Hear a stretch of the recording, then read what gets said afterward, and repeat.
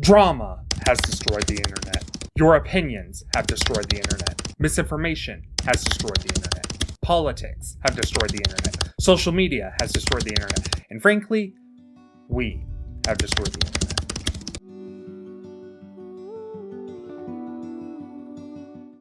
This isn't a video essay explaining why the internet has gone to crap.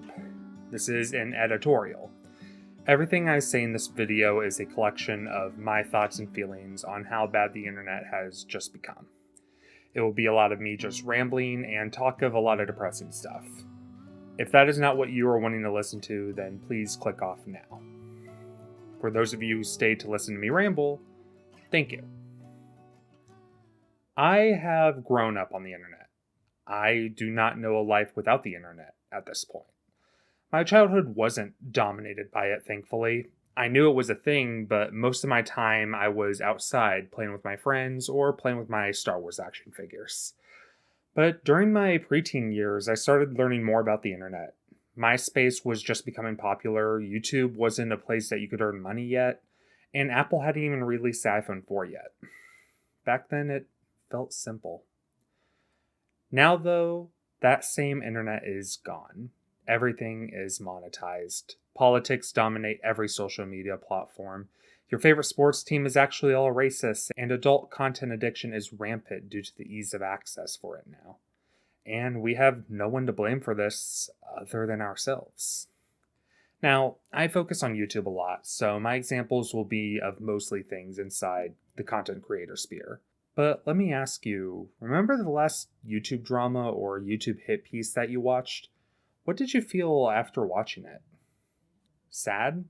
Did a content creator you enjoy do something heinous? Or did you feel mad? How dare this YouTuber do such horrible things?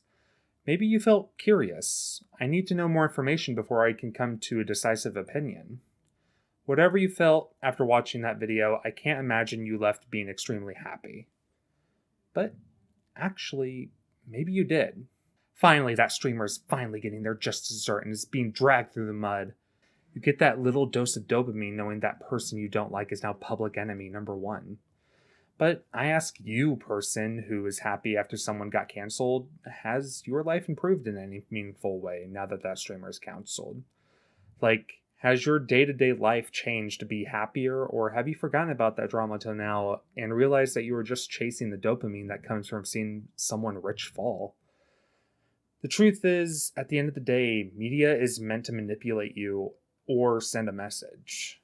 Heartstopper is meant to show you that you are valid no matter what your sexuality is. Breaking Bad tells a story of how getting into drug dealing changes you into a monster. One Piece is a series about following your dreams and having ambition. All of these pieces of media have a message. And this reigns true not just for TV, but all pieces of media. Everyone on the internet is trying to sell you something, whether it's a product, a service, an idea. Social media influencers are the same. Yet, don't you usually feel a lot more connected with some person talking to a camera way more than you do a Hollywood actor in a movie? Content creators are people, but also at the same time, they are a brand. They are trying to sell you something at all times. Maybe they want you to buy a product they made. Maybe they want you to vote in an election for their preferred political party. Maybe they want you to use social media and give them the attention on other platforms. It frankly doesn't matter. Every time you load up a YouTube video, you are now in a transactional relationship with whoever runs that channel. They gain income and you gain entertainment and their biases. But these people are really good at selling you stuff because they are always constantly selling you the story that they are a good person. And hell, maybe they are. But then one day something comes out saying that they acted in an unfavorable way and it ruins the perception that they were trying to sell you. But by then, you've probably grown to really like that creator or even go so far as to form a parasocial relationship with that creator. News of their drama becomes devastating and upsetting to you, so you seek solace in another content creator. But now, once again, you have grown too attached, and if they get allegations tossed at them, you rinse and repeat. Parasocial relationships are extremely unhealthy. These content creators are not making videos and posting content for you specifically. You cannot control them, but they can manipulate you. It is a very one sided relationship that develops. It gets even worse when you realize that this isn't a YouTube only problem. This is a problem everywhere, from Twitch to Twitter to TikTok to Instagram to OnlyFans to Discord. It is a problem that really exemplifies how bad viewing these massive influencers has become. We are all screwed up in the head now. We actively crave drama for entertainment because of that dopamine rush. We watch these content creators tell us what we want to hear and then do something else a few years later. We would love to state our opinions and see it get backlash. We are addicted to the internet. People rather play a game of Valorant and be misogynist rather than talk to some buddies over a beer nowadays. The internet we have created is a cesspool of spewing venom, hatred, manipulative practices everywhere you go. And unfortunately, we are the ones that made it that way. On the flip side, it's also bad for content creators, too. Recently, I watched Connor Dog's video about the Iron Mouse situation, and people are just despicable. Why have we created such a place where people feel rewarded to put in the time to tear someone down? It feels illogical. Hatred and venom are rewarded with quick bursts of dopamine nowadays. It feels that no matter where you go or who you are, as soon as you open up your web browser, you are vulnerable to toxicity. Calling any female cosplayer a slut, degrading someone for having bad English, talking crap behind someone's back, inviting trouble by posting a controversial tweet, posting a hit piece on a YouTuber just because they have more subscribers than you, like genuinely looking at it. Everyone on the internet needs a therapist, it feels. And this only gets even more exacerbated when you start to involve things like politics. Like, if someone online asks you a question, what do you think about Trump? No matter what you answer, the fact that you have answered that already made you isolated from half the internet, basically. Even if you aren't American, it feels like you have to have your voice support or in opposition for a candidate just to appease people. No matter what you do, no matter where you go, it's constant negativity. You are forced to become a pessimist. I have a friend who likes to use the phrase ignorance is bliss a lot. I never really jived with the same way with that phrase as they do, but I can understand where they are coming from. We are taught to have critical thinking skills, but it's because we develop those same exact skills are why we are so much more aware of the things around us happening. But at the same time, it's those skills that allow us to form our own thoughts and opinions to make the world a better place.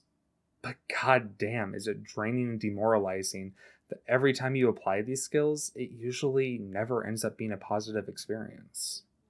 But while these are all horrible, the worst part of it all is just an absolute disrespect for people's privacy. Let's say you state your opinion as a public figure and you gain a lot of backlash for that opinion. Some lunatic who really disagrees with you can now dox your location if they want in a few minutes and mail in literal death threats and contraband just to ruin your day in life. And unfortunately, it's really hard to stop it. There's now voice recognition software. Your internet IP is basically public. People can find your childhood home in like 10 minutes now if you said you like pineapple on your pizza. But we do know this already. I mean, after all, so many influencers want us to buy VPNs now to protect our privacy. No, it's because they earn a kickback from the company for promoting their product. Privacy doesn't exist in the land of the internet. You can be attacked at any time. Anonymity is harder to muster than it should be. That throwaway account that you made to rant about your husband's crippling obsession with snow globes on Reddit, well, it turns out your husband's cousin surfs Reddit, and now that post is public knowledge. It's really a sad reality of the internet that privacy is very much not a consideration for many people online now. Like, every Google search that you have ever made is most likely being sold to data analysts to tailor display ads just for you. That is so concerning that not only my Google searches are being shown to people without my consent, but now it's being used to display certain ads to me. That's creepy. I don't know what else to say. That's extremely creepy. But these billion-dollar corporations can get away with anything now. Remember when Netflix used to be like only $12 a month? Yeah, I do too, buddy. if you saw my video on YouTube Premium, you'll know why I don't like price hikes. But the things I hate more than price hikes is the inability to boycott these products.